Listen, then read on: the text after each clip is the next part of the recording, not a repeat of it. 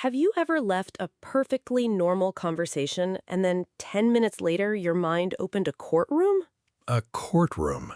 Yes, judge, jury, witness, dramatic evidence. Why did I say it like that? Did my face look strange? Was my joke too dry? Did I sound confident or like a nervous chair? A nervous chair is quite specific. I know, but that is how the mind behaves after some conversations. Very serious, very theatrical, very poorly paid. I have been in that courtroom. My mind brings exhibits. Exhibit A, the tiny pause before they replied. Exhibit B, the text message with a period. Dangerous punctuation. Terrifying, apparently. And the strange thing is, the conversation itself may have been fine. Yes, during the conversation, you were okay. You listened, answered, smiled, maybe even made a good point.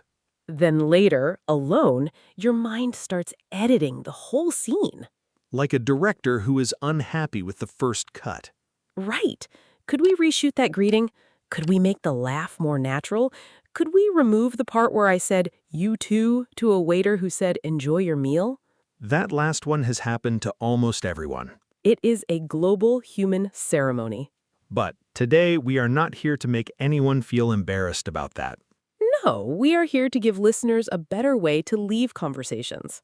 A way to feel calm and clear after speaking. A way to review useful information without turning one small moment into a full identity crisis. A way to build social ease in English and in life. Welcome back to the English Fluency Podcast from Speak English Class. This is Molly. And this is Matt. Today we are talking about how to feel calm and clear after every conversation. This is a B2 C1 English conversation for learners who want to speak more naturally, feel more socially confident, and learn useful phrases for moments after a conversation ends. Today's comment challenge is this. After a conversation, I want to feel. You can write, after a conversation, I want to feel clear, or peaceful, or proud of myself for trying. And stay until the word tour because we will teach phrases like read the room, give someone the benefit of the doubt, clear the air, and take things at face value. Very useful phrases. Especially if your mind likes to become a detective after small talk. A detective with no budget and too much free time. Right. Let us begin with a gentle truth. Many people do not struggle during the conversation as much as they struggle after it. That is so accurate. In the moment, they can talk. Maybe they feel shy, but they manage. They answer the question, they ask something back, they laugh politely, they survive the small talk at the elevator. Then later, the conversation becomes larger in their mind than it was in real life. It grows. Yes, a 3-minute conversation becomes a 40-minute analysis. And the analysis often feels productive. That's the trick. You think, I'm learning, I'm protecting myself, I'm becoming better at people. But sometimes the review becomes unfair. It only searches for mistakes. It ignores all the normal parts. It forgets that the other person was also thinking about their own life, their own lunch, their own tired brain. Most people are not watching us as closely as we imagine. That sentence gives me relief every time. Same. We are usually the main character in our own mind, but in other people's minds, we are often a passing scene. A friendly passing scene, hopefully. Hopefully, but not a 5-hour documentary. That helps. So here's the first positive shift. After a conversation, do a fair review, not a harsh review. I like that. A fair review asks, what went well? What did I learn? Is there anything useful to repair? A harsh review asks, how can I prove I was awkward? And it always finds something. Always. If it can't find a mistake, it will invent one from body language. They blinked twice. Disaster. Very scientific. So the first phrase for listeners is, I want to give myself a fair review. Good. Not perfect praise, not pretending everything went wonderfully, a fair review. You can say, I was nervous, but I stayed present. Or, I didn't express that perfectly, but I kept the conversation going. Or, I may want to clarify one thing tomorrow, but the conversation was not a disaster. That is calm, grown-up English. And useful for B2 C1 learners because it teaches nuance. Yes, nuance means you can hold two truths at the same time. I was nervous and I still communicated. I made one small mistake, and the conversation had good moments. I want to improve and I do not need to punish myself. That last one matters. A lot. Let us talk about why the mind replays conversations, and we'll keep it simple. The mind wants safety. Yes, it looks back and asks, was I accepted? Did I belong? Did I say something wrong? Can I avoid embarrassment next time? Those questions come from a human need to connect. So if you replay conversations, it doesn't mean you're broken. It may mean connection matters to you. That is a kinder interpretation. Very much. The problem is not that you care. Caring is human. The problem is when care becomes a long, private trial. So we need to turn replay into reflection. Nice distinction. Replay repeats the same scene again and again. Reflection takes one useful lesson and lets the rest go. Replay says, what if they thought I was strange? Reflection says, next time I can speak a little slower. Replay says, I ruined the whole conversation. Reflection says, one answer felt unclear. I can clarify it if needed. Replay is circular. Reflection is directional. That word again, directional. We like a useful callback. We do. For English learners, this is especially important. After speaking English, many learners replay every sentence. Was my grammar wrong? Did I choose the wrong word? Was my pronunciation embarrassing? But a better question is, did communication happen? Yes. Did the person understand the main idea? Did you stay in the conversation? Did you learn one thing for next time? That's a fair review. And if something truly needs repair, we can use language for that. This is where people need practical phrases. Let's give them. If you feel you explained something badly, you can say, I thought about what I said earlier and I want to put it more clearly. That is excellent. Or, I realized my wording may have sounded stronger than I meant. Very useful. Or, I just wanted to clarify one thing from our conversation. That phrase is gold. Clarify means to make something clearer. And it sounds calm. It doesn't sound dramatic. Most small conversational discomforts don't need a huge emotional speech. They need one clear sentence. One clean follow-up. For example, imagine you were talking with a colleague. You gave feedback quickly, and later you worry it sounded cold. You could write, I wanted to clarify something from earlier. My point was about the timeline, not your effort. That is kind and clear. Or if you made a joke and worry it landed strangely, you could say, I hope that came across the way I meant it. I was trying to keep the mood light. Natural. And if there's no real problem, maybe you do nothing. That's also a skill. Not every uncomfortable feeling requires a follow-up message. Sometimes your nervous system wants reassurance, but the conversation itself is complete. That sentence is worth remembering. Your feeling may be real, but it may not be evidence. Say that again? Your feeling may be real, but it may not be evidence. Good. If I feel embarrassed, that feeling is real. But it does not prove I did something embarrassing. If I feel unsure, that feeling is real. But it does not prove the other person judged me. If I feel exposed after speaking English, that feeling is real. But it does not prove my English sounded bad. This is where we can use another phrase. Take things at face value. Nice. To take something at face value means to accept what is directly shown or said, without adding extra hidden meaning. For example, if someone says, nice talking to you, maybe take that at face value. It probably means nice talking to you. Not, I secretly hated the whole conversation but chose polite words. The mind can become very creative in the wrong direction. Very creative. And text messages make this harder. Oh yes, text messages are tiny emotional puzzles. A short reply can feel cold. A delayed reply can feel personal. A period can feel like a door closing. But maybe the person was busy, tired, driving, working, cooking, or answering between meetings. So taking things at face value gives your mind a calmer default. You can tell yourself, I have no clear evidence of a problem. Or I can ask later if clarification is needed. Or I can let this be neutral. That is a useful phrase. I can let this be neutral. Neutral is underrated. Very. The mind often wants every interaction to be clearly good or clearly bad. But many conversations are neutral, Normal. slightly awkward, Pleasant enough. human. And human is allowed. That may be the sentence.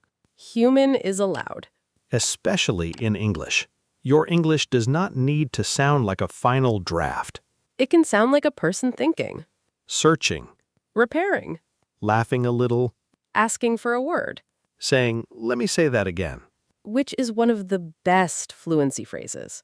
Yes, let me say that again is powerful because it gives you permission to revise while speaking. Native speakers do this all the time. They start a sentence, adjust it, clarify it, restart it. Fluency is not never repairing.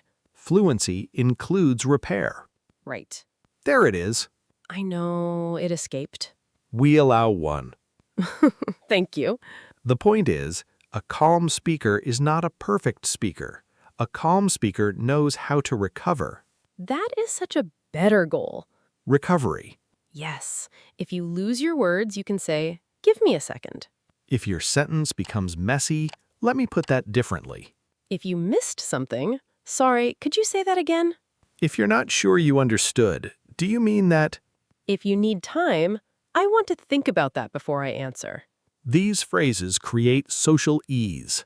Social ease means comfort in social situations, not perfect confidence, but a feeling that you can handle the moment.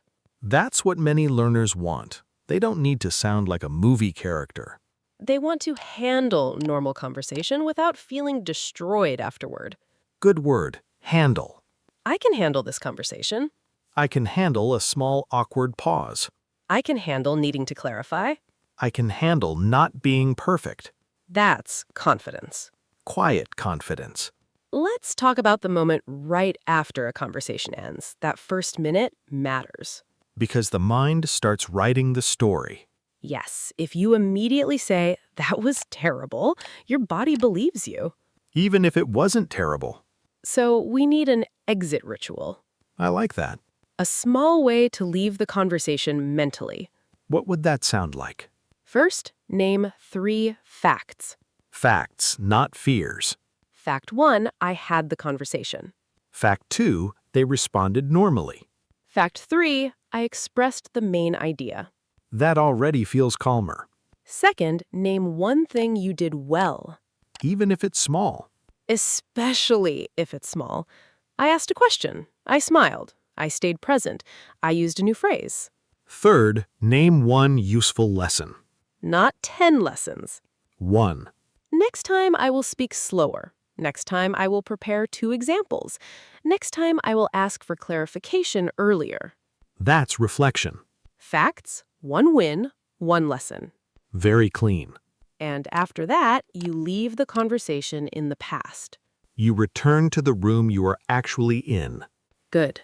You said good like you were proud of yourself. I know, it also escaped. We're human. Human is allowed. Callback accepted. Let's give an example. Imagine you spoke English in a meeting. Your heart was fast. You explained your idea, but one sentence came out messy. After the meeting, your mind wants to replay only that sentence. So you use the exit ritual. 3 facts. I spoke. People understood the main idea. The meeting continued normally. 1 win. I shared my opinion instead of staying silent. 1 lesson. Next time I can prepare the first sentence. That's so much kinder. And more accurate. Accuracy matters. Anxiety often tells a distorted story. It zooms in on one small, awkward moment and crops out the rest. Like the world's least fair photographer. Fair. Sorry, it happened again. We're leaving it. The line needed it. Fair. Another important skill is reading the room. Good phrase. To read the room means to notice the mood, reactions, and social context around you. But we need to be careful. Some people think reading the room means guessing everyone's secret thoughts. It doesn't. Reading the room means noticing what is actually observable. For example, people are smiling, asking follow-up questions, and staying engaged. That suggests the conversation is okay. Or someone keeps looking at the clock and giving short answers. That might mean they're busy or tired, not that they dislike you. Good distinction. Reading the room should help you respond, not punish yourself. If the room feels rushed, you can be brief. If someone looks confused, you can clarify. If the mood is light, you can keep it light. If the topic becomes serious, you can slow down. That's social intelligence.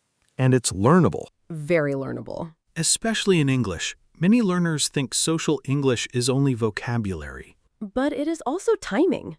Tone. Pauses. Repair. Follow-up. Knowing when a sentence is enough. That last one is hard. Very hard. Some of us keep adding sentences because silence feels like a trap door. It's the trapdoor silence. It opens and suddenly you are explaining your explanation. That is a real thing. So here's a helpful phrase. I'll leave it there. Nice. It means, I have said enough for now. You can use it in a meeting. Those are my main thoughts. I'll leave it there. Or in a personal conversation, that's the short version. I'll leave it there for now. It gives your sentence a clean ending. Clean endings create confidence. And they reduce replay later because you know you ended deliberately. Deliberately, good word. With intention. Another phrase is, what I mean is... Classic repair phrase. If your first sentence is unclear, you can say, what I mean is, I need more time to decide. Or, what I mean is, I agree with the idea, but I have one concern. That phrase saves so many conversations. It lets you adjust in the moment, which reduces the need to replay later. Because you repaired while speaking. Yes. There it is again. Fine, the final one. Recorded. Let us talk about giving the other person the benefit of the doubt. Important phrase. To give someone the benefit of the doubt means you choose a kind or neutral explanation when you don't have full information. For example, if someone replies late, you can think, maybe they're busy. If someone seems quiet, maybe they're tired. If someone doesn't laugh much, maybe that's just their style. This doesn't mean ignoring real patterns. Good point. If someone repeatedly treats you badly, that's information. But if one ordinary moment feels unclear, the benefit of the doubt protects your peace. It stops the mind from turning every neutral signal into rejection. And it gives other people room to be human too. Because we all send imperfect signals.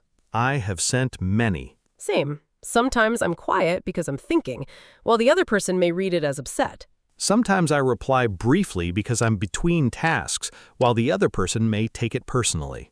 Sometimes my face looks serious because my brain is loading. The loading face. Very real.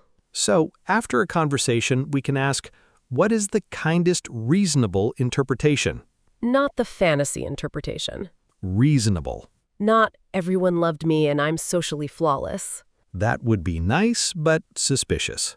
The kindest reasonable interpretation might be, that was a normal conversation and I handled it well enough. Well enough is a comforting phrase. Very. It gives your nervous system somewhere to rest. And it's more realistic than perfect. Most conversations are well enough. Most English conversations are well enough too. You don't need every sentence to be elegant. You need connection, clarity, and recovery. Let's build a little after-conversation script for listeners. A self-talk script. Yes. After a conversation, you can say, I showed up. I communicated the main idea. I can learn one thing without judging the whole conversation. If something needs repair, I can repair it calmly. If nothing needs repair, I can let it be complete. That's strong. And very practical. For English learners, add one more. My English voice is allowed to be in progress. That one may help a lot of people. Because language learning makes people feel exposed. Your accent, grammar, vocabulary, speed, confidence, all of it feels visible. But people connect through meaning more than perfection. Yes, A warm, imperfect sentence can build more connection than a perfect sentence never spoken. That's the line. Say it again. A warm, imperfect sentence can build more connection than a perfect sentence never spoken. I hope listeners keep that. Me too. It takes pressure off the conversation. And it brings English back into real life. Because real life has interruptions, unclear moments, missed words, late replies, and small repairs. The goal isn't flawless conversation. The goal is feeling steady enough to continue. Steady. That's a good word for this episode. Steady after speaking. Steady after small talk. Steady after a meeting. Steady after sending the message. Steady enough to be kind to yourself. There's one more tool I want to give before our final practice scene. Good. I like tools.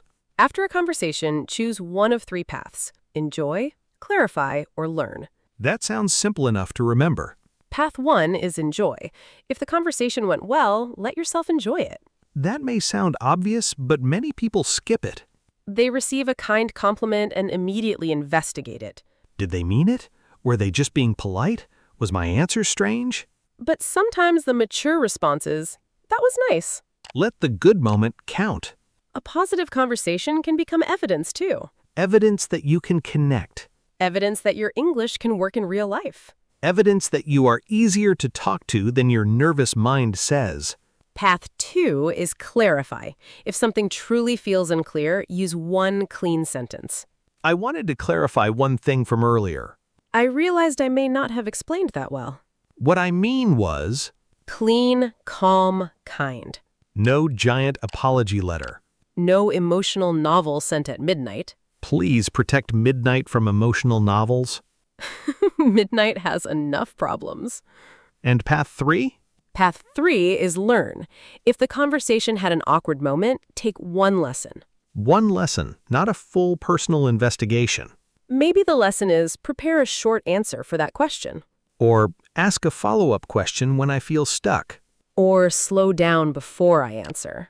That turns discomfort into skill. Yes, enjoy, clarify, or learn. Those 3 paths keep you out of the mental courtroom. And they give the conversation an ending. That ending matters. Your mind relaxes when it knows what to do next. Before the word tour, let's give one final practice scene. Good.